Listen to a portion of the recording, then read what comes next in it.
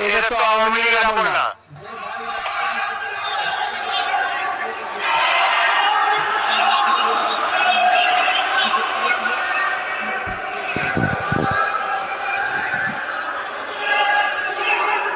মাননীয় সংসদ সদস্যবৃন্দ,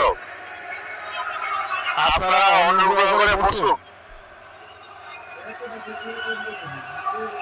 অনুগ্রহ করে নিজ নিজ আসনে বসুন।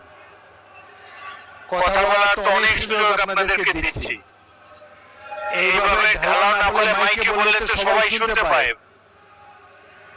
আপনাদেরকে সুযোগ দেওয়া হবে, যখন সুযোগ পাবেন মাইকে বলবেন। আরেকটি কথা আমি বলতে চাই, যেখানে আপনাদের বিরোধী দলের চিফ হুইপ দাঁড়িয়েছে, সামনের সারির সদস্যবৃন্দ দাঁড়িয়েছে, তখন অনুগ্রহ করে পিছনের সারি থেকে বক্তব্য দেবেন না। আপনাদের নেতারা কি বলে সেটা শোনার